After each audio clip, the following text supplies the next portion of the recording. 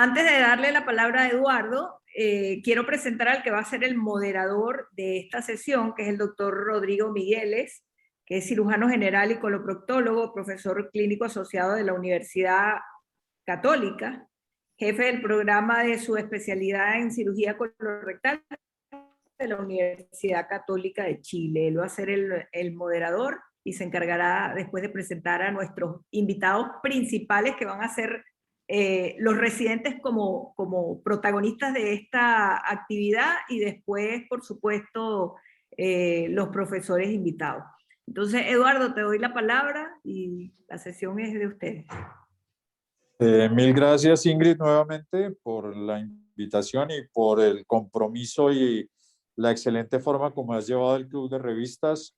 Es un honor poder acompañar la coordinación del doctor Migueles y de todo el grupo chileno con dicho país al que aprecio y amo profundamente, porque además soy miembro honorario de su Sociedad de Coloproctología, como uno de los mayores honores que he recibido durante mi carrera. Será un gusto acompañarlos y pues mil gracias a todos los que estén conectados. Esta actividad es fundamental para la Asociación Latinoamericana de Coloproctología y especialmente, obviamente, para la AP Educadora. Doctor Migueles, por favor. Muy bien, muchas gracias. Permítame un momento, que creo que el doctor Cutay lo estoy viendo aquí. Me disculpan, ya lo ascendí a panelista. Raúl. Dejamos que... Hola Raúl, ¿cómo le va? Está con el micrófono apagado. ¿Tiene el micrófono apagado, Doc? Gracias que me aceptaron, porque he intentado entrar en la reunión y no conseguía. No sabía que estaba entrando. La reunión no estás. Hace tiempo que...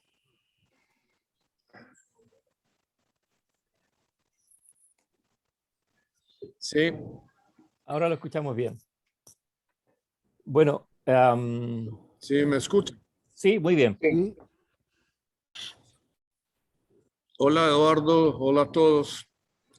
Hola, Raúl. Raúl, gusto verte. Gusto verlos. Gunther, recién llegado. Bueno, permítame, Ingrid, unas poquitas palabras antes de que empiece la sesión, ¿no? Claro, doctor. Estamos casi al término de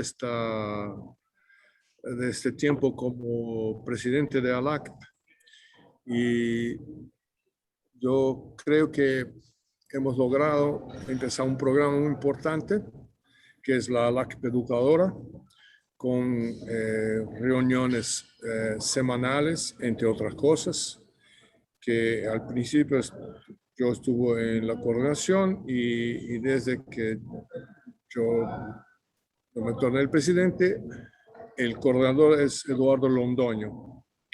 Y debo decir que hemos trabajado conjuntamente, Eduardo Londoño, Gunther Bosique y yo, para que se pudiera arreglar una programación a largo plazo, ¿no? Que en los próximos años vamos a tener siempre este tipo de programación, pero cada vez mejor. Yo creo que hemos tenido dificultades, hemos perdido tiempo en algunas cosas, pero hemos aprendido mucho, y creo que con este tipo de programación vamos a poder ayudar a todos los cirujanos de colorecto de América Latina. No solamente los que quieren aprender, pero nosotros que queremos también hablar y aprender en cuanto nos preparamos para hablar. Entonces, para mí ha sido un gran honor todo ese tiempo. Esa es la penúltima sesión de ALACP Educadora, porque en la próxima semana vamos a tener lo que va a ser la primera sesión de técnicas operatorias en debate.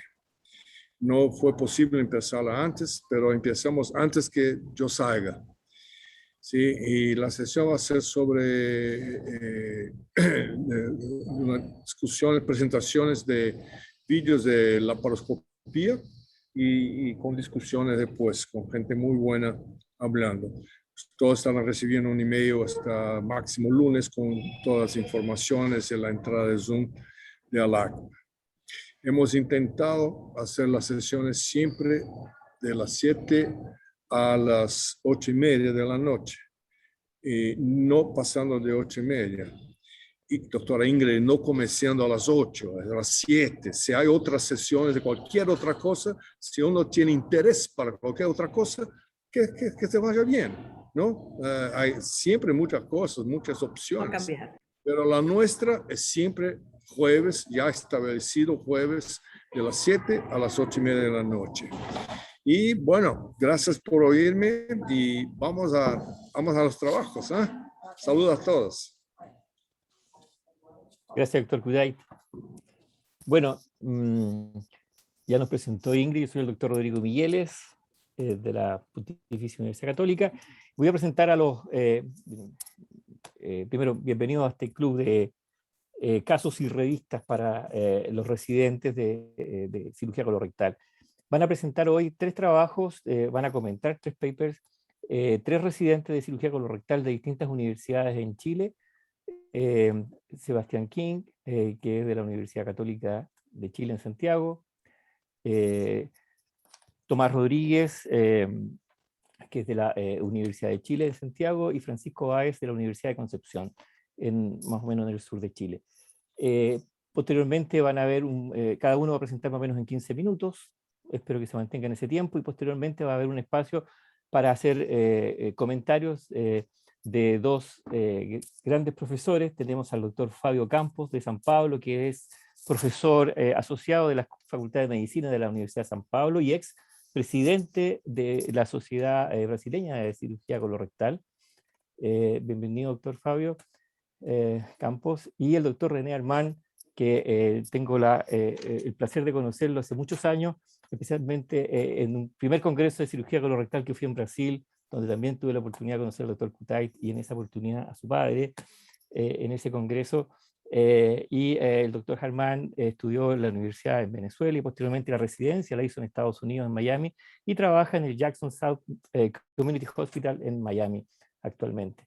Entonces, sin más, vamos al primer trabajo que lo presenta el doctor Sebastián King y que se refiere a cirugía, una revisión de cirugía hemorroidal cerrada versus abierta. Vamos, Sebastián. Mucho, doctor, gracias, y gracias a todos los expositores y a la audiencia. Yo soy Sebastián King, residente de coloproctología de la Universidad Católica, y el trabajo que me corresponde revisar hoy día es una revisión sistemática y un metaanálisis que compara la técnica abierta versus la técnica cerrada en hemorroidectomía. Este trabajo lo publica un grupo del Reino Unido el año 2016 en la Revista Mundial de Cirugía. A modo de introducción, comentan que los hemorroides son una patología frecuente y que los está viendo en la pantalla. Perdón un segundo.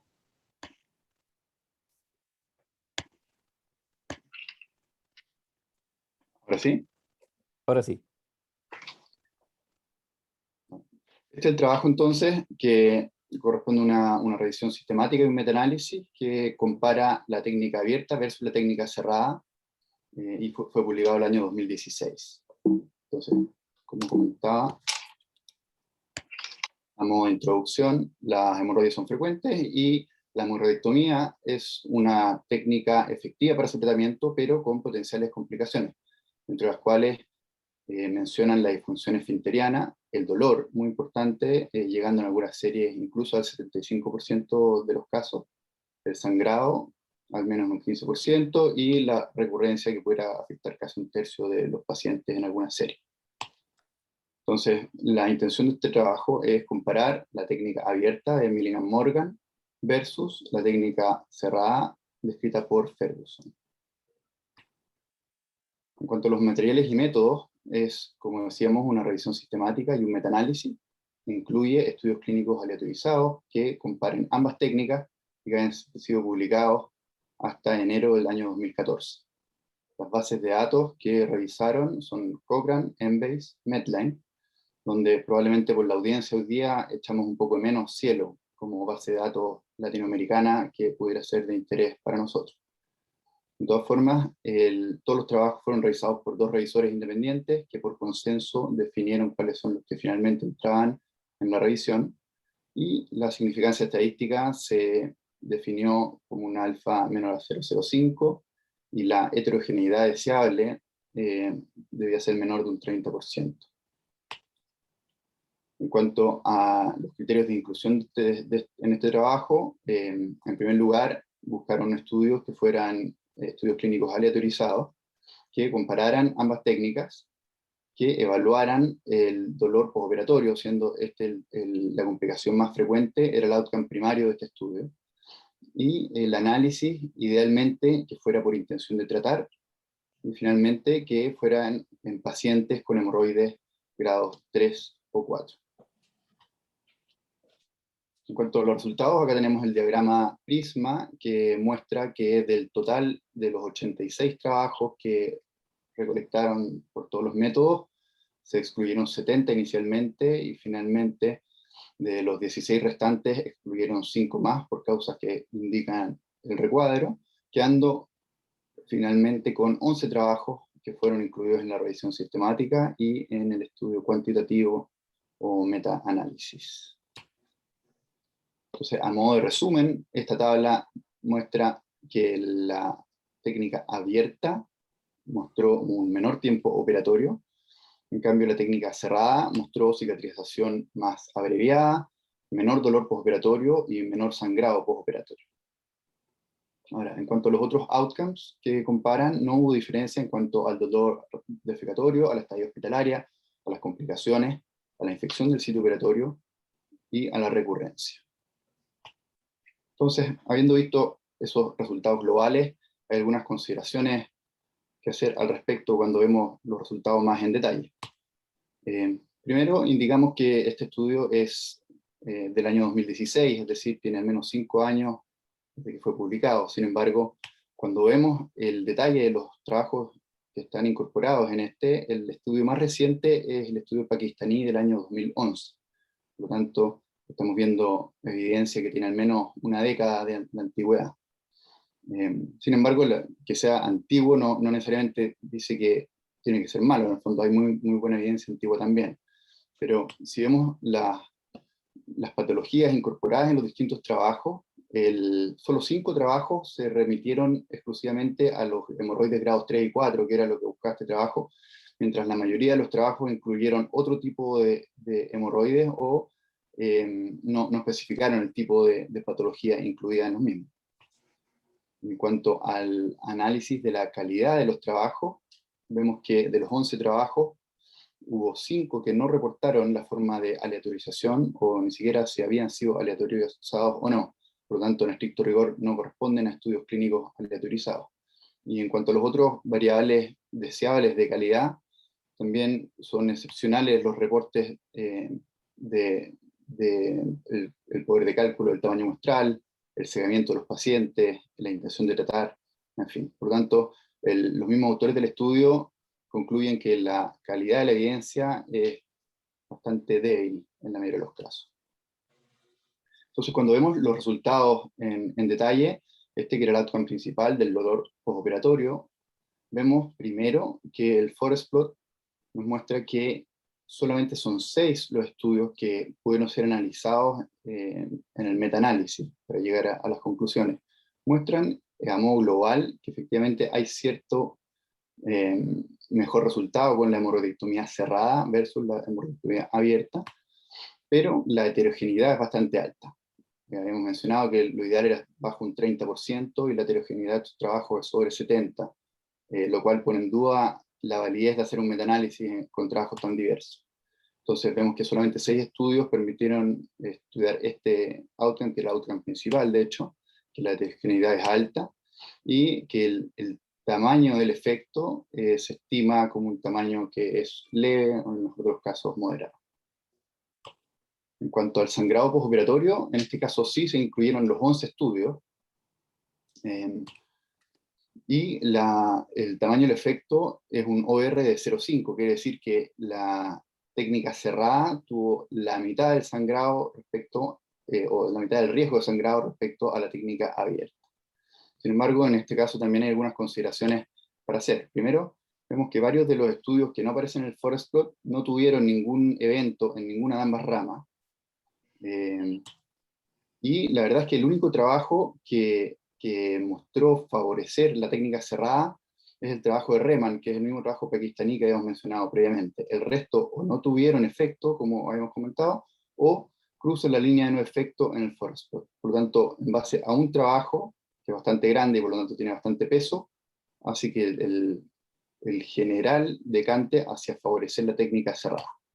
Ahora, cuando vemos en detalle ese trabajo del 2011, llama también la atención que, si bien es un trabajo grande, los eventos son bastante frecuentes del sangrado, en ambas ramas de hecho.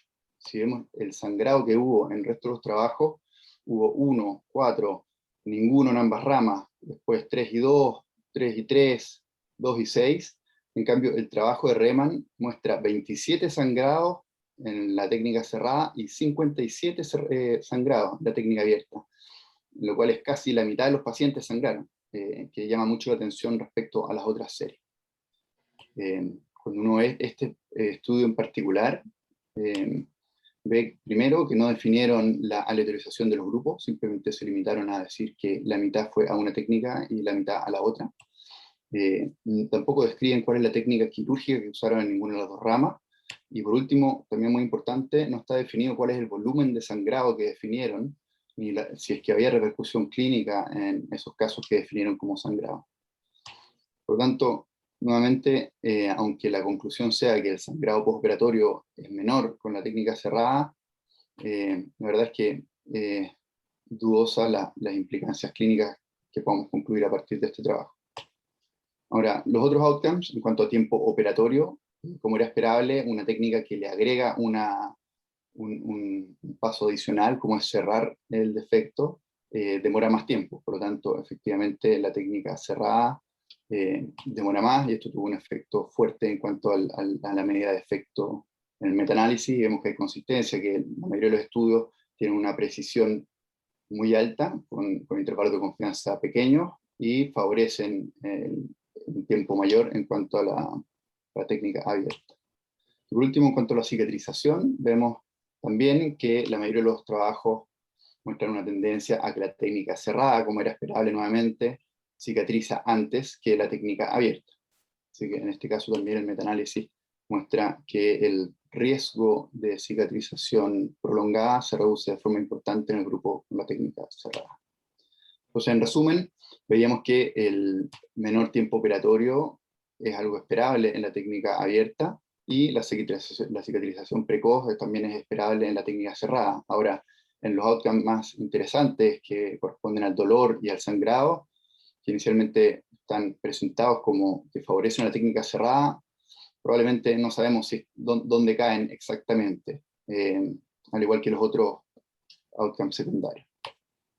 Entonces, en conclusión, si bien esta es la mejor evidencia, sabemos que los metaanálisis son la mejor evidencia en la escala de evidencia, también sabemos que va a depender el metaanálisis de la calidad de los trabajos que están incorporados, y en este caso la evidencia de los trabajos es bastante baja. Por lo tanto, probablemente desde el punto de vista de la evidencia y metodología, falta todavía información de calidad para poder zanjar esta discusión y poder definir una de las opciones.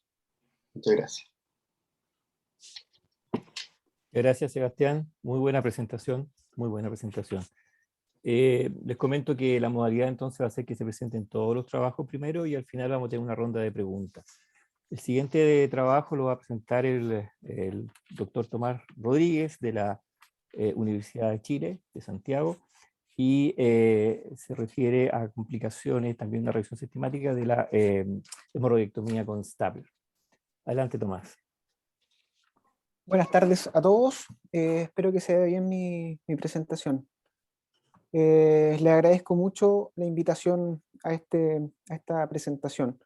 Hoy día les voy a contar y les voy a presentar un trabajo interesante respecto a las complicaciones post-PPH. Y antes de partir, si es que están algunos médicos generales o cirujanos generales que no conocen bien la técnica, esta es una técnica que partió más o menos en el año 93. En este año fue presentada y se realiza básicamente una hemorroidopexia con este instrumento que es un stapler circular, y consiste básicamente primero en la exploración del canal anal con estas valvas especiales que se incluyen en el kit que anteriormente les mostré, para posteriormente realizar una jareta que va a incluir toda la circunferencia de la mucosa de la pared rectal, más o menos 2 centímetros hacia cefálico desde la línea dentada. Y una vez que tenemos realizada esta jareta completa de toda la circunferencia, vamos a introducir nuestro instrumento, que va a tener un cabezal que va a estar más hacia proximal, y cerramos esta jareta. Una vez que tenemos cerrada la jareta, como se ve en esta imagen, podemos disparar este stapler, lo cual va a tener una línea de grapados en toda la circunferencia, y con un cuchillo va a cortar, va a seccionar esta mucosa con los paquetes hemorroidales, teniendo una reparación de toda la circunferencia, cuya pieza operatoria es la que se ve acá, incluye la mucosa con los paquetes hemorroidales internos. El trabajo que les voy a presentar a continuación es una revisión sistemática con un metaanálisis que fue presentado el año 2015 de un grupo australiano que trata sobre las complicaciones postoperatorias de esta técnica. A modo de introducción, los autores comentan respecto a los inicios de esta técnica, la cual fue presentada, como ya les conté, el año 93, y partió teniendo como principal objetivo mejorar los resultados de las técnicas que anteriormente discutió mi compañero Sebastián, considerando que es una técnica rápida, que generalmente puede producir poco dolor y con buenos resultados postoperatorios. Pero ¿cuál es el problema de esta técnica? En general, hasta el año 2015 no se tenían claro cuáles eran los resultados a largo plazo, ya que no estaban correctamente documentados. Por lo tanto, los autores buscaron la manera de poder dar explicación a esto y diseñaron una revisión para poder evidenciar las posibles complicaciones a largo plazo de la hemorroidopexia engrapada. Para esto se diseñó, desde el punto de vista metodológico, una revisión sistemática con un metaanálisis, revisando la literatura publicada entre julio del 2011 y octubre del 2012. Perdón, entre estas fechas realizaron la revisión en las bases de datos OID y Medline, e incluyeron todos los artículos que estaban presentados en estas bases de datos entre el 98 y el 2012. Dos revisores independientes uno del otro revisaron todos los artículos e incluyeron todos aquellos que estaban en inglés, no incluyeron otros idiomas, y estos artículos debían tener claramente definidas cuáles eran las complicaciones tardías o postoperatorias. Posteriormente, un tercer revisor realizó una revisión de estos artículos seleccionados e ingresó finalmente manualmente los datos en una planilla de cálculo Microsoft Excel. Dentro de los resultados principales que se encontraron fue que un total de 786 artículos, se seleccionaron solo 94 artículos, de los cuales 29 fueron estudios randomizados controlados, 23 fueron estudios no comparativos y 7 fueron estudios comparativos. Por lo tanto, encontraron un total de un poco más de 14.000 pacientes, exactamente 14.245 pacientes. Y el estudio más grande tenía 7.302 pacientes, el más pequeño 18 pacientes, y estos tenían un rango etario entre 17 y 92 años. En general, todos los pacientes tenían enfermedad hemorroidal grado 2 a grado 4. Y para poder organizar la revisión, dividieron las complicaciones postoperatorias en tempranas, todas aquellas que ocurrieron desde la cirugía hasta los primeros 7 días postoperatorio, y las tardías que ocurrieron después de los 7 días. Encontraron en términos generales que las tasas de complicaciones, tanto tempranas como tardías, ocurrían entre 3,7 hasta 77% en algunas series. Dentro de las complicaciones tempranas, estas se presentaron con un promedio de 16,1%, que varió entre 2,3 y en algunas series, y en una serie hasta 52,5%. Lo más frecuentemente evidenciado fueron sangrado, retención urinaria trombosis hemorroidal externa, dolor y sepsis pélvica no fue lo más frecuente, se presentó en 16 casos, pero me pareció importante mencionarlo ya que todos estos casos fueron casos graves que requirieron reoperaciones. Acá podemos ver que el sangrado, la retención urinaria y la trombosis hemorroidal fueron lejos las más frecuentes complicaciones tempranas que se encontraron. En algunos casos la retención urinaria se encontró hasta el 14% de los casos. El sangrado llegó a más del 60% en algunas series y hubo otras complicaciones que se presentaron con menor incidencia, pero que igualmente se fueron repitiendo, como por ejemplo la persistencia del dolor, incontinencia fecal, fístulas, entre otros. Acá se puede ver un trabajo que presentó un sangrado hasta el 68% de los casos. Dentro de las complicaciones tardías, recordemos las complicaciones tardías más de 7 días después de la cirugía, los seguimientos fueron heterogéneos. Algunos trabajos seguían a sus pacientes hasta 1 año, en cambio otros los seguían hasta 7 años. En promedio encontraron complicaciones tardías hasta casi en un 24%, que fueron entre un 2,5 y 80% en algunos de los casos, y lo más frecuente fue dolor persistente, sangrado, trombosis hemorroidal externa, estenosis, incontinencia fecal, fístulas y otras más que las voy a mencionar a continuación. Acá podemos ver que existieron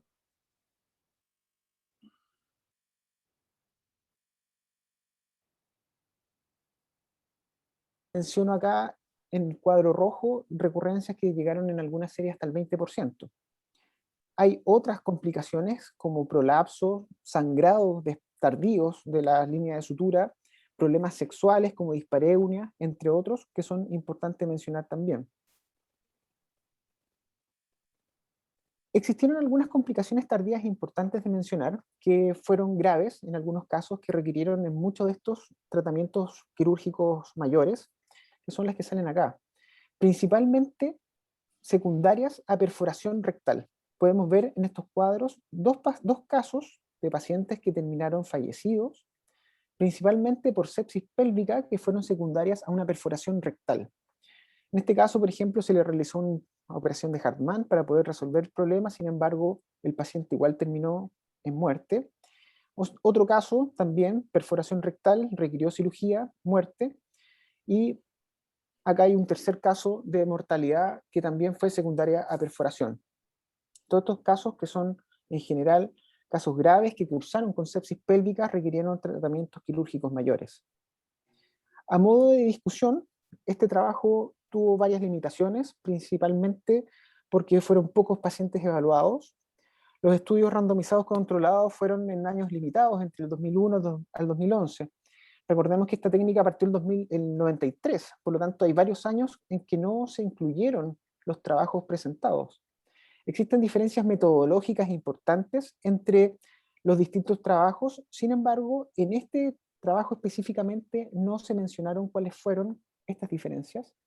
También existieron diferencias en cuanto a los criterios de exclusión e inclusión, al igual que diferencias demográficas, diferencias en cuanto a los equipos utilizados, a los tipos de stapler, a la técnica quirúrgica y a los cuidados perioperatorios de estos pacientes, y además el seguimiento fue heterogéneo entre los trabajos. Algunos siguieron hasta 1 año, otros alcanzaron a los 7 años. Dentro de las conclusiones principales que hacen los autores, ellos comentan primero que las complicaciones presentadas con esta técnica suelen ser similares a las técnicas clásicas. Sin embargo, varían las tasas de incidencia al compararlas con las técnicas clásicas. En algunos casos estas complicaciones pueden ser muy graves, como las comenté, son infrecuentes, pero ocurren, e incluso pueden terminar en la mortalidad de los enfermos. El sangrado es un evento lejos más frecuente y en general se presenta como una complicación postoperatoria temprana. Sin embargo, se puede presentar como una complicación tardía. Los autores consideran que para minimizar este riesgo de sangrado, ellos sugieren la sutura manual sobre la línea de Stabler de las grapas para poder disminuir la posibilidad de sangrado y además el uso de gelita endoanal. La trombosis hemorroidal externa también es un evento frecuente, pero principalmente se presentan en los grupos de manera tardía. Y ellos consideran que el manejo debiera ser manejo conservador, baños de asiento caliente, evitar la constipación, entre otros. Y en pacientes seleccionados podríamos utilizar tratamientos quirúrgicos como la trombectomía. Otro aspecto importante que mencionan los autores es respecto a la sepsis pélvica. Si bien ellos consideran que esto es un evento poco frecuente, es un aspecto que debemos considerar, ya que se puede asociar a mortalidad. Como ya vimos, son 3 casos de mortalidad que están reportadas en este grupo. En general se debe, es secundario a técnica quirúrgica defectuosa. Hay otras complicaciones distintas, más que complicaciones son síntomas que pueden manifestar ciertas complicaciones que están frecuentes, como el tenesmo, la presencia de fístulas, problemas sexuales como dispareunia, prurito, fístulas, fisuras, entre otros. Consideran que la proctitis es una complicación que se ve poco frecuente, sin embargo es exclusiva para esta técnica. La incontinencia fecal es una realidad en esta técnica, sin embargo es similar al compararla con otras técnicas clásicas que comentó Sebastián, al igual que la estenosis. En términos generales, se encontró una recurrencia de 6.9, que es mayor al compararla con las técnicas clásicas, que es de aproximadamente 3,5%. Sin embargo, el dolor postoperatorio suele ser menor al compararlas con las técnicas que mencioné anteriormente. Hay algunas conclusiones finales que hacen nuestros autores y ellos mencionan que esta técnica no debiera ser una técnica de elección en pacientes que tengan enfermedad externa o enfermedad hemorroidal mixta. Idealmente no se debe realizar en pacientes con enfermedad hemorroidal grado 4, ya que la posibilidad de recurrencia es muy alta, ya que no permite el Stabler disparar sobre estos paquetes hemorroidales voluminosos. Nunca se debe realizar en pacientes que tengan otras patologías orificiales asociadas y siempre debe ser realizada en manos de cirujanos entrenados. Muchas gracias. Muchas gracias, Tomás. Muy buena presentación, muy buena presentación. Por último, el tercer trabajo lo presenta el doctor Francisco Báez de la Universidad de Concepción, acerca de la cirugía hemorroidal ambulatoria, una revisión sistemática. ¿Tienes el micrófono? Ahí sí. Sí, hola, muy buenas noches a todos. Como dijo el doctor Miguel, mi nombre es Francisco Báez, soy residente de coloproctología de la Universidad de Concepción, del Campo Clínico Hospital Regional de Concepción, y el tema que voy a tratar de comunicarles es de la cirugía hemorroidal con un corte ambulatorio y la evidencia disponible con eso. Bueno, a modo de introducción, vale decir que la patología hemorroidal es una de las enfermedades tal vez más prevalentes dentro de la población adulta. Se estima una incidencia poblacional del 39%, siendo una cifra cercana a la mitad de ellos con síntomas. El tratamiento, como todos sabemos, es principalmente médico, siendo necesaria la cirugía en casos de prolapso grave, falla de tratamiento convencional o mala calidad de vida del paciente, y esto podría darse en menos del 10% de los casos. Aún no existe un consenso de la mejor alternativa quirúrgica para su resolución. Sin embargo, las técnicas que son empleadas para esto parecieran ser rápidas, que requieren apoyo de anestesia regional, lo que permitiría una alta precoz del paciente y un control ambulatorio de esto. Sin ir más lejos, el concepto de cirugía ambulatoria está destinado a todas aquellas cirugías que permitan que el paciente sea intervenido y despachado a domicilio durante el mismo día. Si englobamos el total de la cirugía que nosotros realizamos, esto engloba el 60% del quehacer quirúrgico.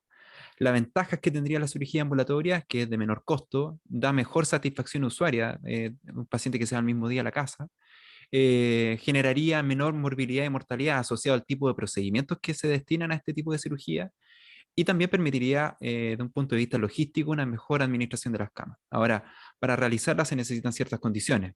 Primero, que sea una cuidadosa selección de los pacientes y las cirugías que van a ser orientadas a este plan, un equipamiento adecuado y, por supuesto, que los procedimientos cuenten con una calidad y seguridad idónea para el paciente. Como ya dijo Sebastián y también Tomás, existen diferentes tipos de técnicas. Sin ir más lejos, está la hemorroidectomía clásica con su modalidad abierta, semiabierta, o la técnica de Parks y la cerrada de Ferguson. Y a ellos también se le ha asociado el uso de tecnología como el uso de el ligature o el armónico. La hemorroidopexia también es otra de las técnicas que también lo abordó muy bien Tomás, pero básicamente ya existe en 1993 y los pilares básicos es principalmente una ligadura en los vasos hemorroidales superiores, eh, con una inserción de un anillo circunferencial a nivel de la mucosa del recto, más o menos a 3 o 2 centímetros sobre la línea dentada, con un estable circular, lo que nos permitiría resecar mucosa con el hemorroide en su interior, y esto también permite reposicionar los tejidos a su posición anatómica.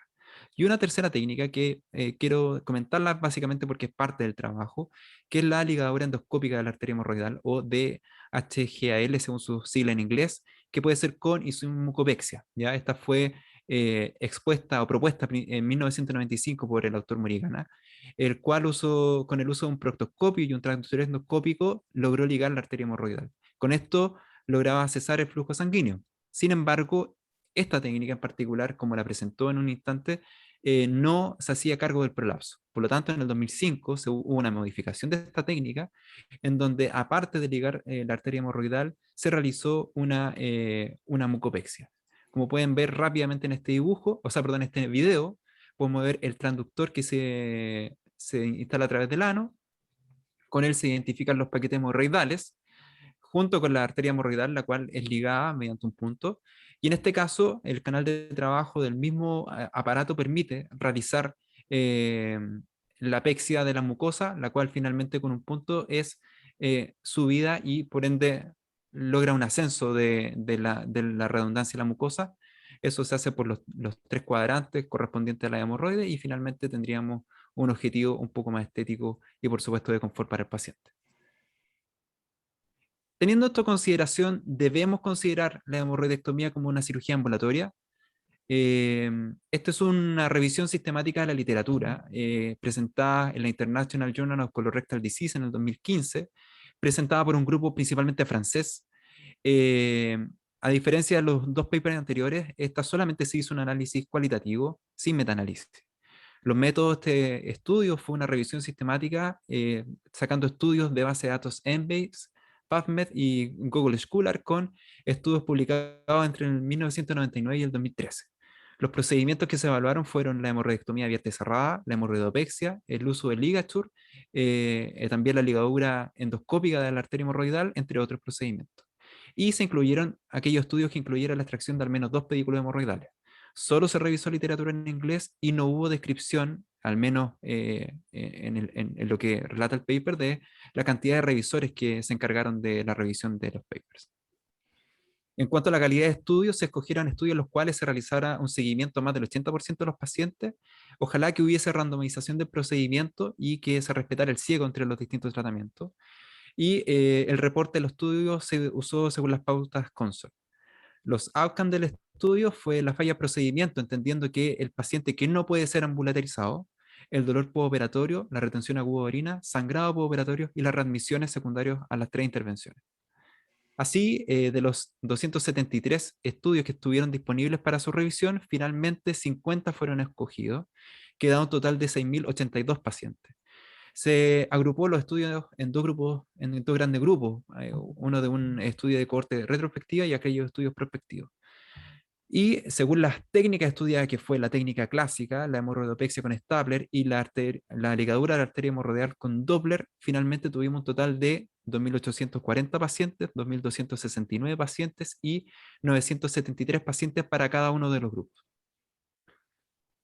Ahora, en cuanto a los resultados de esta técnica, la hemorroidectomía de un solo pedículo no mostró fallas de la ambulatorización, y eso se detectó en un total de 223 pacientes. 21 estudios en cuanto a la técnica clásica relataron resultados de hemorroidectomía en 3 pedículos.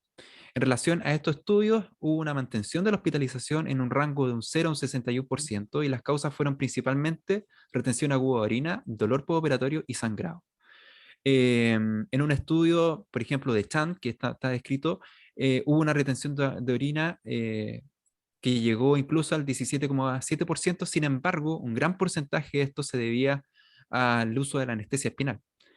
Sin ir más lejos, un 61 pacientes en el estudio de Castelví no cumplía el criterio de alta a las 6 horas post anestesia. En cuanto a los resultados que mostré anteriormente, no hubo grandes diferencias entre si la técnica fue cerrada o abierta, y habría una menor falla de la ambulatorización en pacientes operados con instrumental de termofusión. En total, la readmisión hospitalaria fue en un rango de un 0 a un 7% entre todos los estudios, siendo la principal causa el sangrado postoperatorio. Y en este sentido no hubo diferencias significativas al comparar la técnica abierta versus la cerrada. En total se consideró que hubo una falla en considerar la cirugía ambulatoria para la técnica clásica con un índice cercano al 13,3%. En cuanto a la hemorroidopexia o hemorroidectomía con stapler, se incluyó un total de 2.269 pacientes. En ellas, la mantención de rango de hospitalización fue entre 1,6 a un 20%, siendo las causas principales retención aguda de orina, dolor postoperatorio, fiebre y también los efectos de la persistencia de los efectos de la anestesia raquídea. Las readmisiones también oscilaron dentro de un rango de un 0 a un 5%, siendo las causas principales el dolor postoperatorio y el sangrado. Para la tercera técnica, que fue un poco más agotado en cuanto a los resultados, 33 estudios reportaron esta técnica, que en total fueron 973 pacientes. La falla del procedimiento ambulatorio osciló entre un 0 y un 15% y las readmisiones entre un 0 y un 5%. En cuanto a los resultados de las complicaciones, el sangrado postoperatorio solamente fue reportado en 2 estudios para la hemorroidopexia, y para la hemorroidectomía clásica, esto fue enunciado como reporte de readmisión. Sin embargo, no se constató que se asignara al sangrado propiamente tal como fallo en la cirugía ambulatoria. En cuanto a la retención urinaria, fue mayor en la hemorroidectomía con stapler y la clásica en comparación con el uso de la ligadura endoscópica de la arteria hemorroidal. Y en este sentido, un rol importante cobra la anestesia regional. En cuanto al dolor postoperatorio, según la escala visual análoga o EVA, para la hemorroidectomía clásica fue similar en sus dos variantes, con una escala que oscila entre un 1,5 y 7, teniendo en consideración del 1 al 10, y un 52% de los pacientes llegó a presentar incluso dolor severo post primera defecación. Este dolor sería menor con un implemento de termofusión. En cuanto al stapler, el EVA fue un poco menor, con un rango de entre 1,5 a 5,1, y también hubo un menor dolor severo post primera defecación que, a diferencia de la técnica clásica, llegó a un 5%. Y en este sentido, también la ligadura bajo endoscopía reflejaría menor dolor si lo comparamos con la técnica clásica. Entonces, a modo de discusión, ¿es factible considerar la cirugía hemorroidal como un procedimiento ambulatorio? Los mismos autores de este estudio relatan que faltan estudios randomizados prospectivos que puedan evaluar esta condición. Es de perogrullo decir que las complicaciones inmediatas asociadas a la cirugía hemorroidal varían según el tipo de procedimiento, y eso queda a la vista en los resultados que pude relatarlo. El dolor, uno de los pilares fundamentales de la causa de falla de la ambulatorización de los pacientes. Sin embargo, hay que considerar que en este punto las técnicas clásicas, como bien lo dijo Sebastián, causarían mucho más dolor, a diferencia, por ejemplo, del PPH. Y en este sentido también, si comparamos las 3 técnicas, la ligadura endoscópica de la arteria hemorroidal podría ser una cirugía menos dolorosa. Tanto así que el uso de analgésicos no opioides podría ser suficiente para el control del dolor en los pacientes que se operan mediante esta técnica. En caso de la retención aguda de orina, como vimos, hay un efecto importante de los anestésicos de larga duración. Sin embargo, no podemos despreciar que la hemorroidectomía por sí sola es un procedimiento que puede producir retención aguda de orina. En este sentido, existe una necesidad de optimizar las distintas modalidades en las cuales se otorga anestesia regional, y ellos recomiendan optar por bloqueos de nervio pudendo y sedación, o adaptaciones a opioides que ojalá tengan corta duración, cosa que el paciente no se tenga que quedar hospitalizado por la mantención de los efectos de los anestésicos. En relación a la hemorragia, que era otro de los temas a evaluar, ellos consideran que es importante y es obvio realizar una correcta hemostasia. Y en este sentido, tal vez un warning que hay que tener, que la hemorroidopexia, como bien dijo también Tomás, tiene un alto riesgo de sangrado.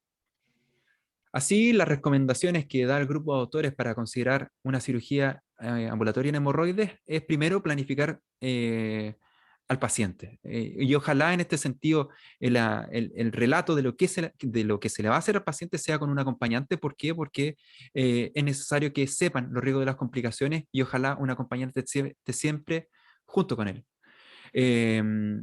Ojalá no considerar el procedimiento que se le va a realizar al paciente según el tipo de pabellón, sino a la patología del paciente. Hay hemorroides y hemorroides, hay indicaciones y indicaciones, por lo tanto, no todos los pacientes deberíamos considerarlos per se para ir a ambulatorio, sino que hay matices y eso debemos comprenderlo. Así, hay que adaptar las técnicas anestésicas al contexto de la intervención. Si sabemos que la cirugía va a durar poco, tal vez con bloqueos periféricos podríamos ir bastante mejor. Desde el punto de vista quirúrgico, una correcta técnica y una hemostasia es fundamental antes de la salida del paciente del pabellón quirúrgico. Y también debería haber, si nosotros estamos planteando hacer una cirugía ambulatoria en hemorroides, hacer un seguimiento activo de los pacientes, ya sea en tanto forma telefónica o citándolos a control precozmente. Haciendo una lectura crítica de este paper, para saber si es una pregunta sensible, la verdad que el trabajo no especifica muy bien, según los criterios de picos de la revisión de las revisiones sistemáticas de la literatura. La búsqueda exhaustiva yo considero que no, dado que en primer lugar hay 3 bases de datos. Segundo, está limitada la literatura en inglés y no hace mucho detalle, no da mucho detalle de otras posibles formas de búsqueda de trabajo. En riesgo de sesgo, a diferencia del primer trabajo, en este caso no estaba cuantificado entre los estudios escogidos. También no existe una explicación clara de las grandes diferencias de resultados que se da entre los estudios particulares. Por otra parte, tampoco es discutible si estos resultados están listos para su aplicación clínica. Como ustedes vieron, hubo un rango muy amplio de los resultados que se dieron en cada una de las variables, por lo tanto, es discutible si esto podríamos aplicarlo así, a ciegas, ¿ya? La selección de los artículos reproducibles es discutible principalmente porque la descripción de los métodos no hubo una buena descripción de si se usaron o no términos MET, entre otras cosas. Y también, y uno de los grandes contras de este trabajo, es que no hubo un marcador de efecto con un intervalo de confianza adecuado. Por eso todo se da en forma cualitativa, porcentual, y eso también le baja un poco la potencia al trabajo. Por lo tanto, yo considero que es un estudio de calidad baja. Ahora, sin ir más lejos y redondeando un poco, quiero presentarles esta pequeña experiencia local que se da en el Hospital Regional de Concepción.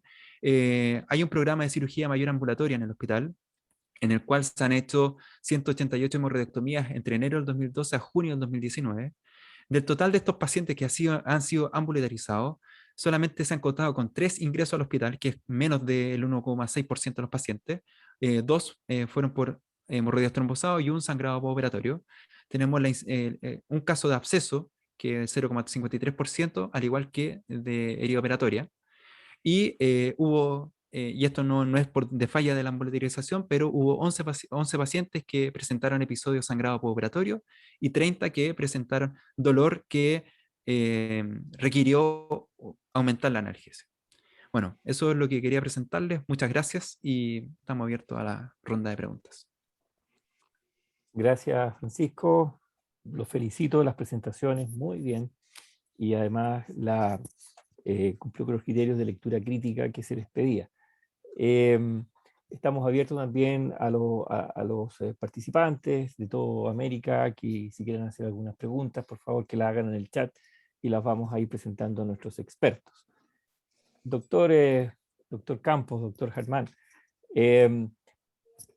la primera pregunta global que me surge, porque aquí tratamos cosas, si bien es cierto, cirugía hemorroidal, pero la verdad que fue un popurrí de cosas distintas. ¿A quién operan ustedes? ¿A quién seleccionan ustedes como para hacer una cirugía hemorroidal en pabellón? Independiente de la técnica. Doctor Campos. preguntas a qué tipo de pacientes nosotros debemos hacer la indicación. Claro, porque me imagino que también hacen alguna, creerán en cirugía o procedimientos que se pueden realizar en la consulta, como la ligadura, en fin, que yo creo mucho en ellos, no todos lo toleran, pero sí está aceptado y en las guías americanas. Pero vamos a la cirugía propiamente tal. ¿A quién opera? Sí.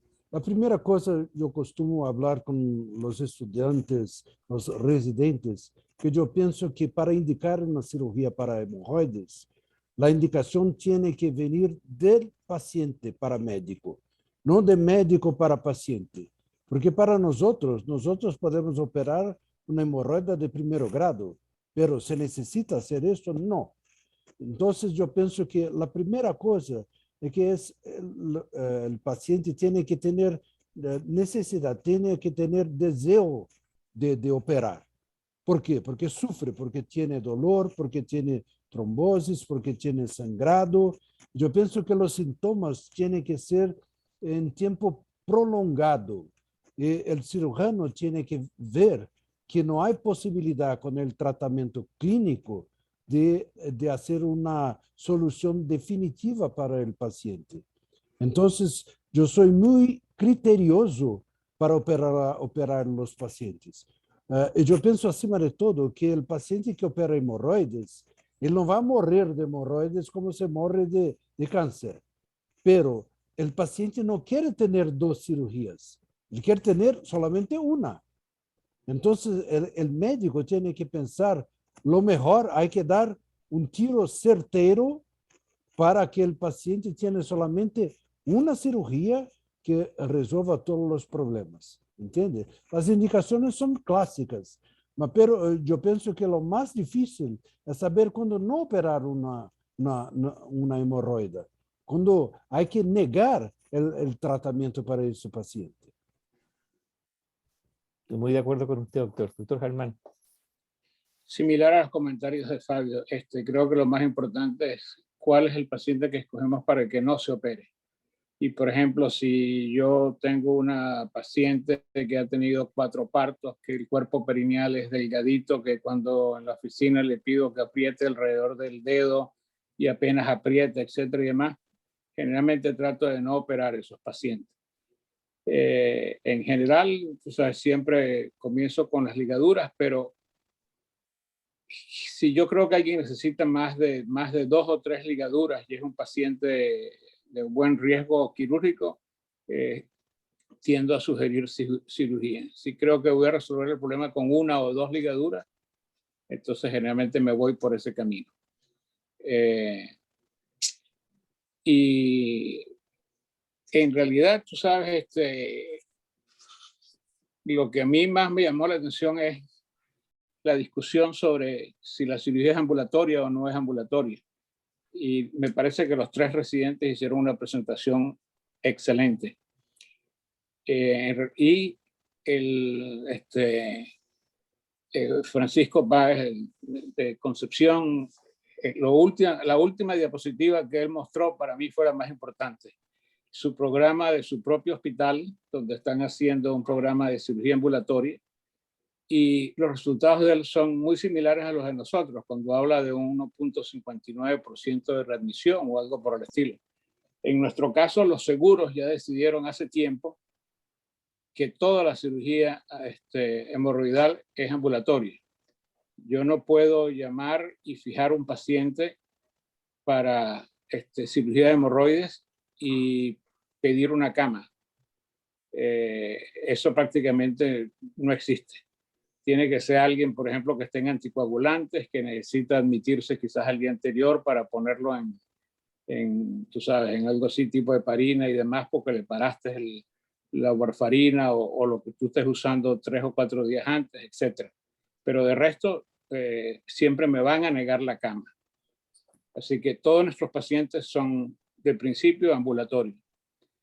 La anestesia en todos, bueno, no todos, pero la anestesia, más del 90 y tanto % es siempre local más sedación. Propofol y compañía, lo mismo que usamos para la colonoscopia. Hay algunos anestesiólogos que se empeñan en la espinal hipovárica, etcétera y demás, que si hace esto, que si hace aquello. Y sí creo que la anestesia tiene que ver con la retención urinaria y la limitación de líquidos del paciente. Eso se ha publicado desde hace muchísimos años. Pero bueno, no quiero extenderme, vamos a dejar eso abierto ahí. Exactamente. Y lo conecto con alguna pregunta que nos llega de los espectadores, en que preguntan en qué situaciones se debe mantener hospitalizado al paciente después de una cirugía que definitivamente no debe ser ambulatoria de la partida. Un poco... ¿En qué situación se debe mantener hospitalizado un paciente? Ajá. Yo pienso en 100% de los casos.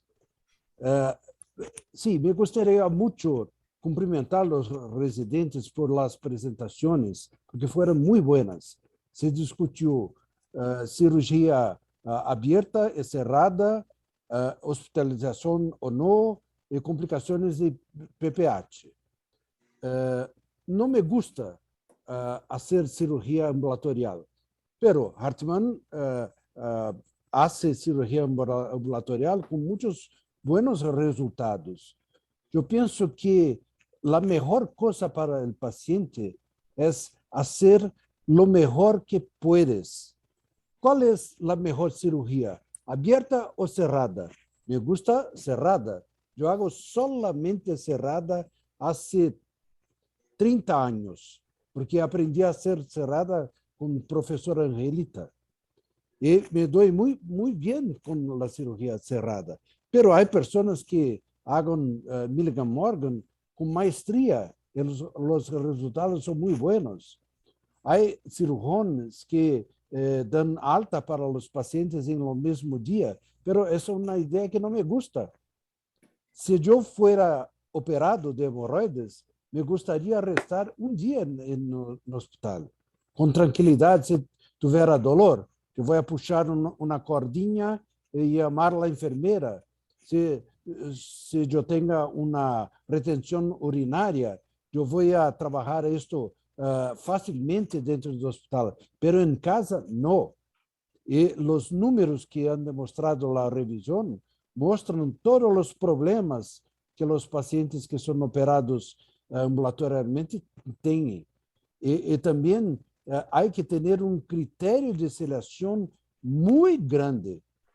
Entonces, los pacientes idosos no deben hacer cirugía ambulatorial. Las hemorroides de 4º grado no deben hacer ambulatorial. Los pacientes más sensibles a dolor, por ejemplo, hombres, no deben hacer ambulatorial. Pero mujeres, tú puedes considerar. Los asiáticos, tú puedes considerar, porque los asiáticos no tienen dolor. Entonces, para hacer ambulatorial hay que tener muchos criterios. Y yo pienso que el principal criterio, un importante criterio, es judicial. Porque si tú tengas una complicación grave, que no puede ser inmediata, puede ser a la segundo, tercero, cuarto pós-operatório. Por ejemplo, una perfuración. Por ejemplo, un sangrado. Es muy raro, pero acontece. En Brasil, si tú tienes un problema de ese, el juez le pregunta por qué haces la cirugía ambulatorial, tú vas a tener un problema judicial muy importante.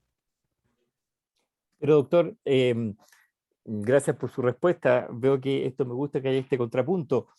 Nosotros también tenemos un programa de cirugía ambulatoria que me parece que tiene cabida.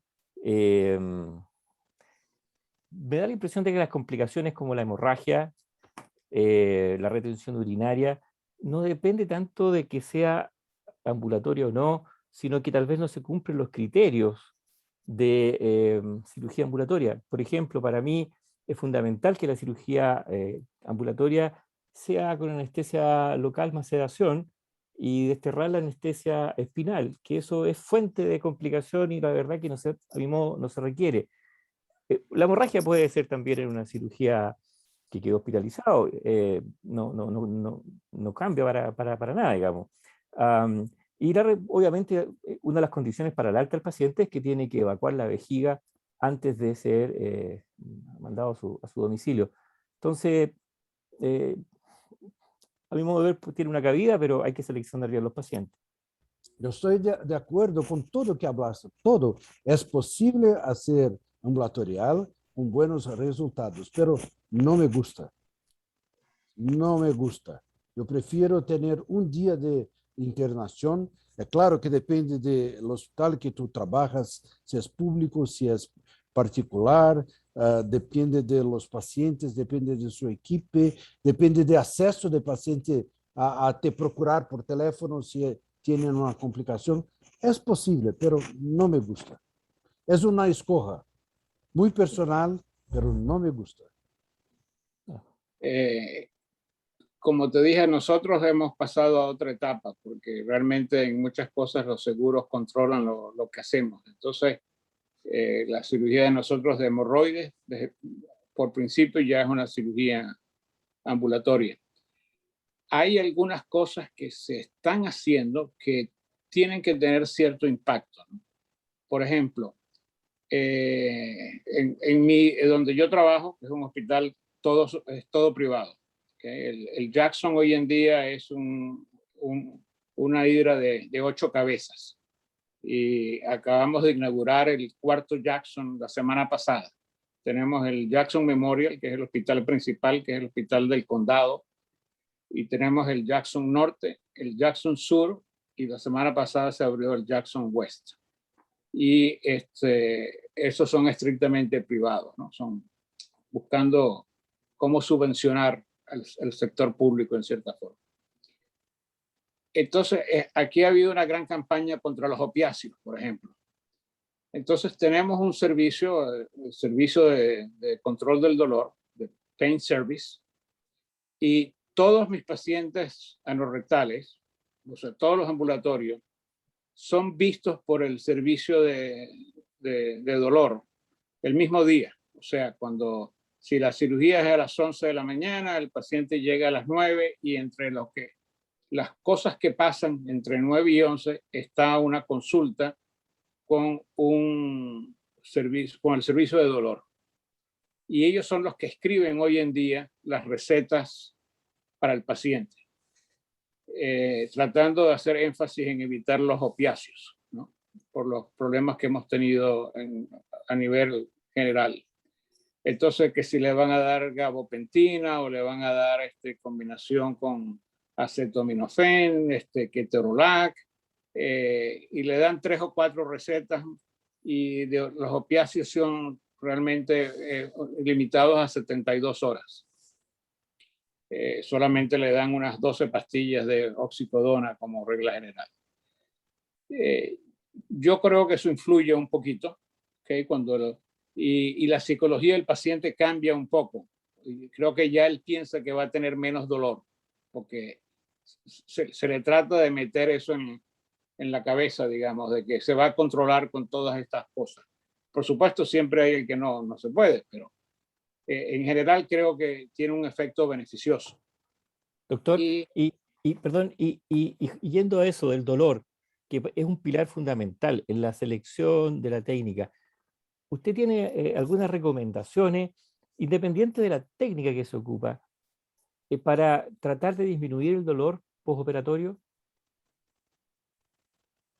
No te sé decir, yo hago unas pequeñas cosas, ¿no? O sea, hago el bloqueo pudendo en todos los pacientes, ¿okay? Eso lo hago de rutina con bupivacaína. Y se le da con frecuencia 1 gramo de acetaminofén, o se le dan 60 miligramos de ketorolac, 30 intravenoso, de 30 subcutáneo. Se los da el anestesiólogo en el camino para la sala de recuperación. ¿Okay? O sea que hay cierta premedicación también que se le hace. Existe un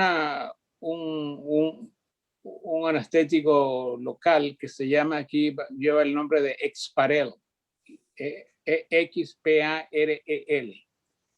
que es una bupivacaína que se disuelve de difusión muy lenta. Y si crees lo que te dice la compañía farmacéutica, dura de 48 a 72 horas el efecto analgésico. Muy bueno. Mi experiencia no es esa, pero sí creo que sí es bastante efectiva 18 a 36 horas. Se ha convertido para muchos la anestesia ideal para hernias inguinales, para, tú sabes, problemas de seno, etc. Se está usando mucho. Y yo la uso de rutina en este hospital porque no lo hay en todos los hospitales. Se le inyecta al paciente al final. ¿Okay? Entonces te digo, hay una serie de cosas, serie de medidas que hemos hecho. Restricción de líquidos, por supuesto. Y generalmente si el paciente no ha orinado en las 4 o 6 horas, le hacen un ultrasonido de la vejiga y dependiendo de lo que vean, entonces se cateteriza o no se cateteriza. Como nota chistosa, yo le diría a Fabio de que si yo me fuera a operar las hemorroides, yo lo que voy a pedir es que me pongan un Foley y me envíen para la casa el mismo día, pero con el Foley, con mi sonda urinaria. Y yo me la quito 48 horas después. ¿Ok? ¿Algún rol de los antibióticos? No usamos antibióticos en lo absoluto. Si sea un diabético, un inmunocomprometido, etcétera, no se usa antibióticos. ¿Okay? Una pequeña notica que quería hacer en el trabajo de la hemorroidopexia, creo que fue el doctor Torres, ¿fue? Él mencionó que la anastomosis... Tomás Rodríguez. Tomás Rodríguez. Sí, Tomás Rodríguez, perdón, puse Torres, Tomás. Él mencionó que el cerclaje, la jareta, a 2 centímetros. Yo creo que la jareta debe ser realmente mucho más alta, 3 a 4. Los pacientes que veo con dolor crónico después de una hemorroidopexia, generalmente es porque la anastomosis es muy baja. Eso yo creo que influye, así que la técnica influye. Tuve hace 2 años una paciente que me desarrolló una fístula rectovaginal después de una hemorroidopexia. Afortunadamente era una paciente joven, 36, 37 años. Cuando me dijo los síntomas, yo sabía que era lo que estaba pasando. Entonces la traje al consultorio como entre el 10º o el 12º día postoperatorio y mi interés era examinar la vagina para ver si no veía presillas, grapas en la vagina. Una vez que no vi grapas en la vagina, entonces asumí que la razón por la que había tenido la fístula es por devascularización, o sea, por isquemia. Y simplemente la puse en metronidazol y una dieta relativamente de bajo residuo y sanó en 30 días por completo.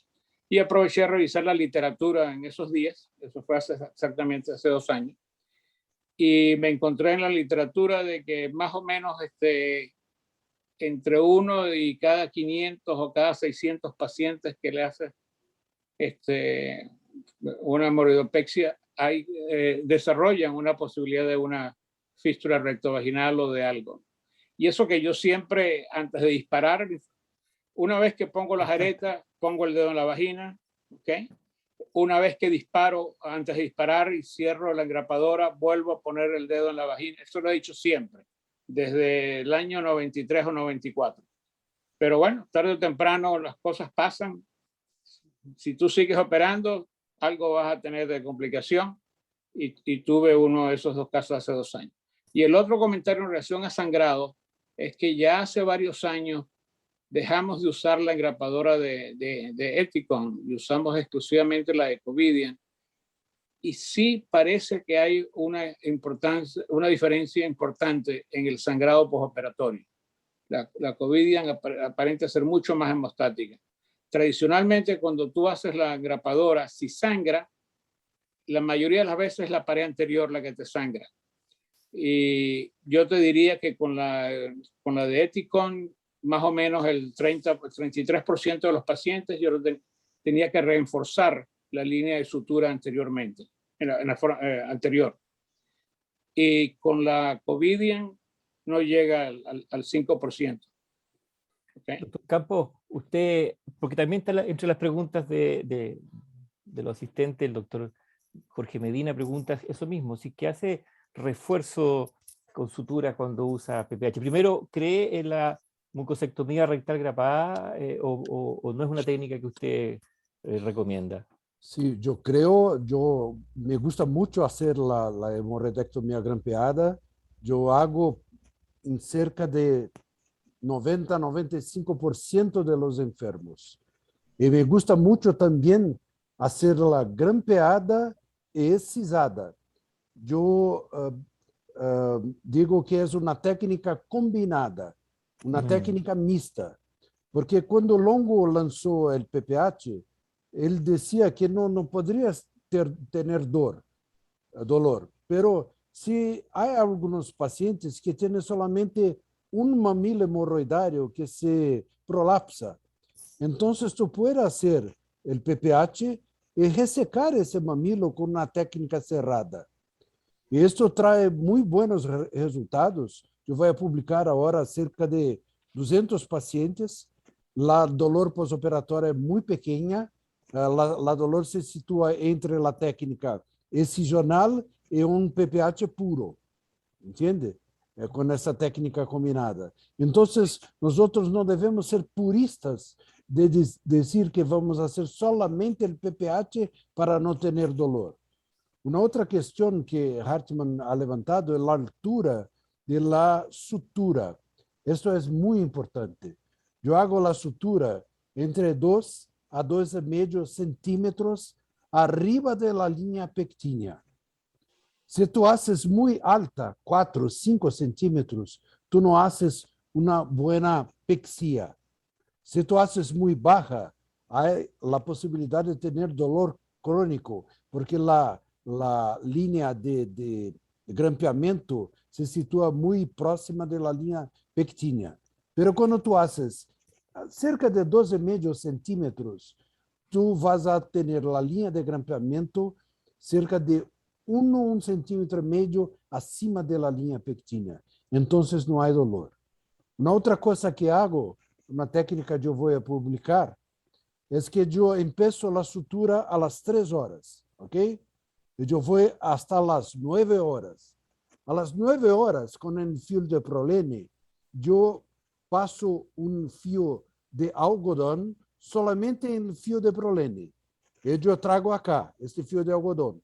Y continúo la sutura con el prolene hasta las 3 horas. Entonces, en el final, yo tendré 2 fios de prolene acá, en mi derecha, a las 3 horas de paciente, y un fio de algodón acá. Entonces, cuando yo voy a hacer una tracción, yo voy a tener una tracción uniforme en la mucosa. Entonces, la forma de la mucopexia no va a ser esto. La forma será esto. Será rectangular y será mucho más alta. Mucho más alta. Y la cosa importante de la rectopexia es hacer una buena rectopexia. Cuanto más mucosectomía, más rectopexia. Entonces, eso es una modificación que yo pienso ser muy importante. Y yo hago bloqueo de pudendos en todos los pacientes. Doctor, me parece muy interesante lo que comenta, doctor. La verdad que nosotros lo hacemos igual con las 2 riendas. Me parece, comparto eso. Sin embargo, cuando uno va a la literatura y a las guías americanas en particular, el PPH ha ido cayendo en descrédito. Tiene más recurrencia, la gran ventaja que era el dolor, que es casi el doble que la cirugía tradicional, el manejo del dolor, la verdad que en las primeras 24 horas puede que sea un poco mejor, pero a los días ya se igualan el dolor. Entonces, todas las ventajas que buscamos no pareciera que no están en la mucosectomía. La sigo haciendo yo, pero en mi equipo no todos la comparten. Concordo. La recurrencia es un poquito mayor que la técnica convencional de Ferguson o Milligan Morgan, un poquito mayor. Pero si tú haces, sí, pero si tú haces combinada, y aceptas tener un poquito más de dolor, tú vas a tener buenos resultados.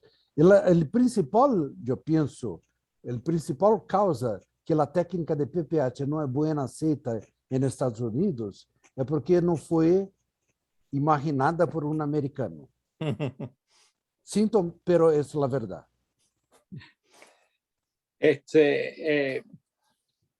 No sé exactamente qué decirte. Hay algunos sitios como por ejemplo la Cleveland Clinic, Florida, aparentemente ha dejado de usar la engrapadora, el stapler. Nuestro socio más joven del grupo, que espero se incorpore a este grupo, se llama la doctora Mariana Sadkin, pero Mariana es tan venezolana como René Hartman es venezolano. Okay. Así que espero que Ingrid la añada a sus cosas. Mariana se entrenó en la Cleveland Clinic y no aprendió a hacer la engrapadora. Okay.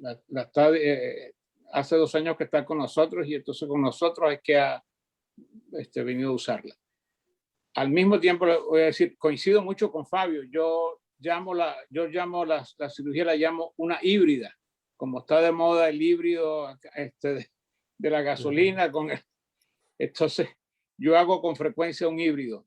Hago la engrapadora y entonces hago los plicomas o las partes externas que en forma chistosa le digo al paciente que estoy haciendo una limpieza de jardín. Aquí se le dice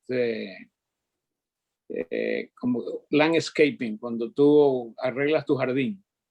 Entonces, pero sí le digo igual, le digo, mientras más landscaping haga, más dolor va a tener.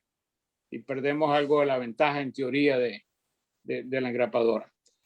Y de todas maneras, déjeme decirle, hace 20 y tantos años, cuando empezó a coger auge la engrapadora, nosotros hicimos un pequeño estudio en la casa. El doctor Plasencia y el doctor Luján hicieron 50 PPHs. Yo hice unos 50 Ferguson, pues yo fui el último que me sumé a la ola, y el doctor Viamonte hizo unos 50 con el armónico, que equivaldría al LigaSure de hoy en día. Y el LigaSure terminó de último en nuestra serie. ¿Okay? Fue el con más dolor, más sangrado y más tiempo para sanar. Yo llegué segundo con la Ferguson, sobre todo en lo que era control del dolor y la cantidad de pastillas que el paciente usaba para tomar los primeros 3 a 5 días después de la cirugía. Entonces, eventualmente fui migrando más hacia la engrapadora.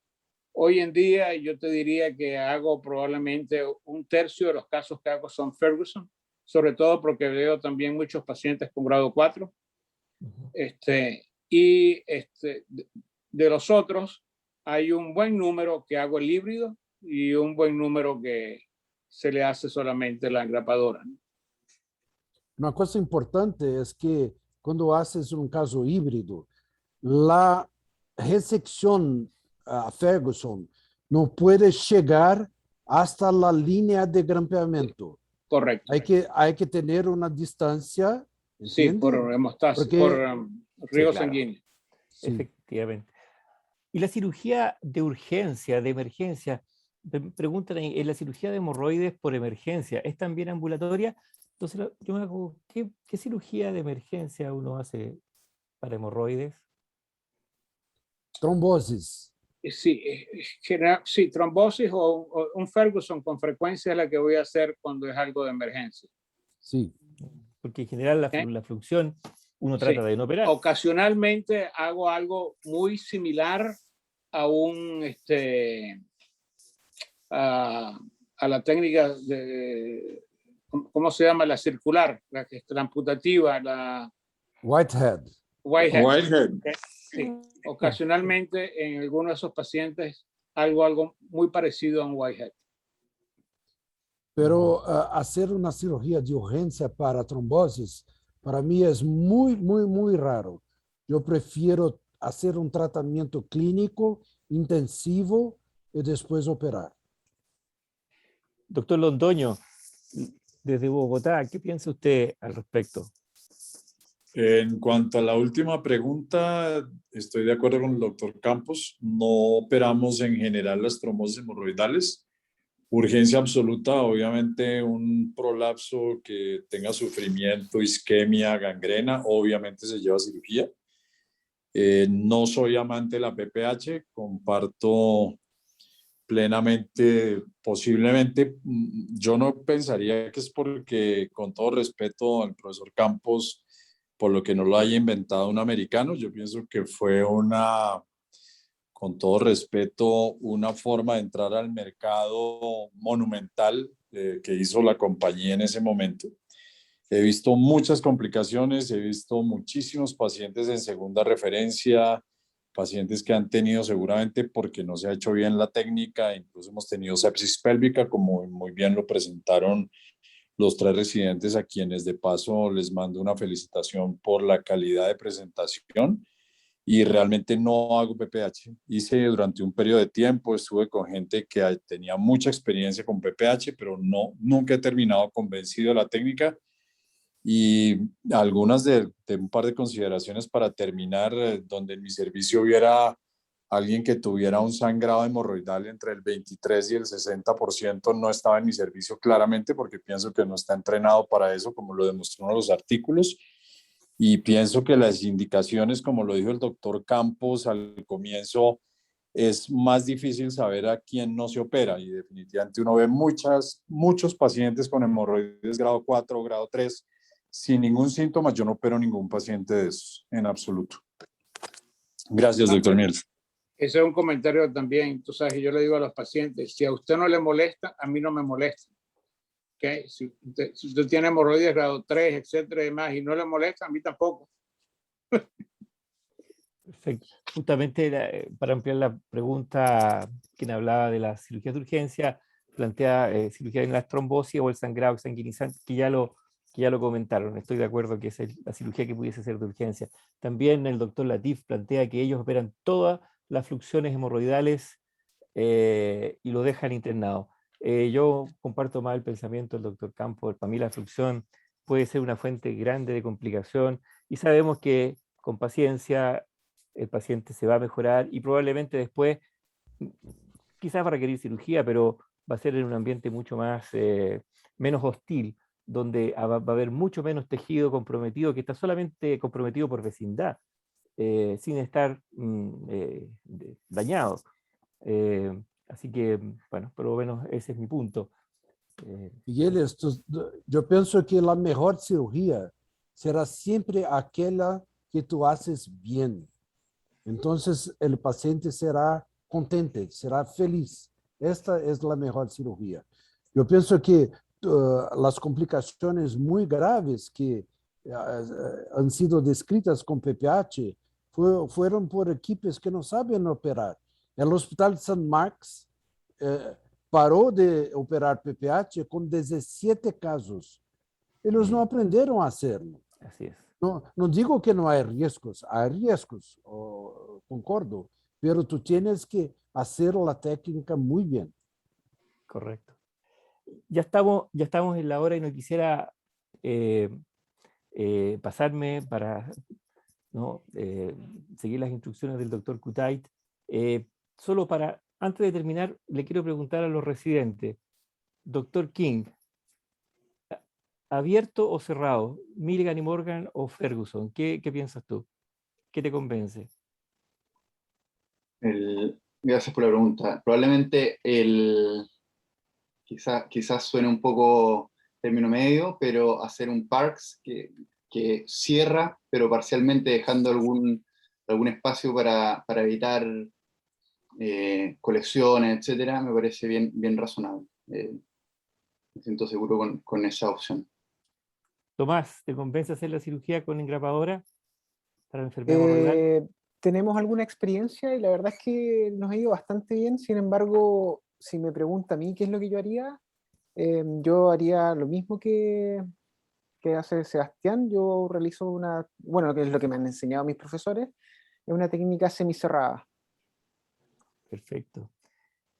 Y Francisco, cirugía ambulatoria, me imagino. ¿O no tiene cabida?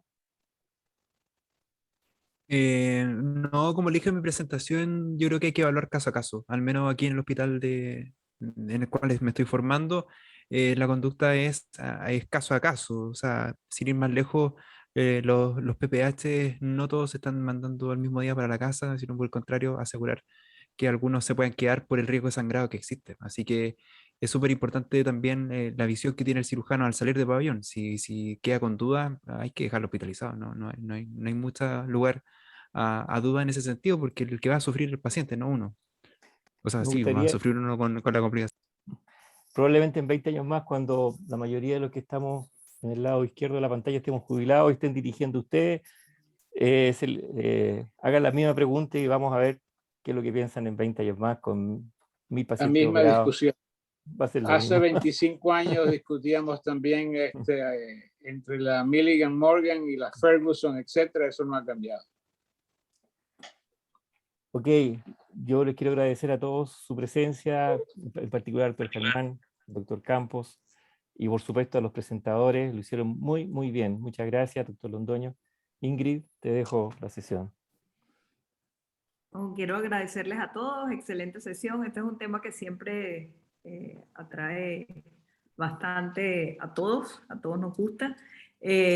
Felicito a los residentes por la presentación, como lo hicieron todos, por supuesto también a nuestros invitados de lujo del día de hoy, y pues no puedo dejar de decir al excelente moderador que tuvimos. La próxima sesión es el 9 de septiembre, y bueno, seguiremos. En ese momento entrará el doctor Gunther ya como presidente de ALAP y seguirá Eduardo como nuestro jefe y coordinador de ALAP Educadora, ¿no? Bueno, nada más que decir de mi parte, Eduardo, la palabra es tuya, y Gunther. No, simplemente agradecerte como siempre, y ya que nombras al doctor Gunther Bosick, que una felicitación pública por haber sido nombrado jefe del departamento quirúrgico del Hospital de la Universidad de Chile, y obviamente nuestro próximo presidente. Mil gracias. Muy bien. Bueno, que esté muy bien, muchas gracias. Hasta siempre. Gracias a todos. Gracias a todos y de Gracias Muchas nuevo gracias a a todos, nos los vemos. Un residentes placer. brillantes. Profesor Gracias a René, un todos. abrazo. Muchas gracias. Igualmente. Eso, Ingrid. Besos a todos. Chao, Fabio, chao. el doctor René, todos. Bueno, Chao. hasta luego. Hasta Buenas luego. noches. Buenas noches. Buenas noches.